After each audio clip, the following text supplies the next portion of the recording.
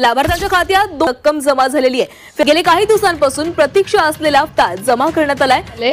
आम्ही लाडक्या बहिणींना दिलेलं वचन जसं 1500चं पूर्ण केलेलं आहे तसं 2100चं सुद्धा दिलेल्या वचनापासून आम्ही काही हरकत कधी घेणार नाही आणि लाडक्या बहिणींच्या आयुष्यामध्ये आनंद महायुतीच्या सरकारच्या माध्यमातून असंच चालू आहे। मात्र विरोधकांकडून याच मुद्द्याला धरून वारंवार टीका केली जाते की सरकारने कुठेतरी लाडक्या बहिणींची फसवणूक केली आहे। विरोधकांची नजरेत सुरुवातीपासूनच लाडकी बहीण योजना खूपच आलेली आहे। तुम्ही जर बघाल ज्या वेळेला 28 जून 2024 ला ही योजना जाहीर झाली त्या दिवसापासून आजपर्यंत विरोधकांनी त्या योजनेची कधी प्रशंसा केलेली मी तरी ऐकलेली नाही।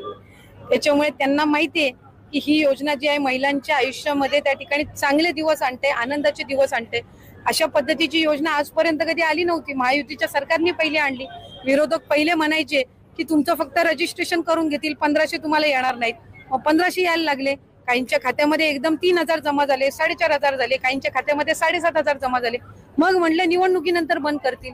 निवडणुकीनंतर पण डिसेंबर असेल, जानेवारी असेल, फेब्रुवारी असेल, मार्च महिन्याचा लाभ सुद्धा सुरू आहे। विरोधक टीका करत राहणार।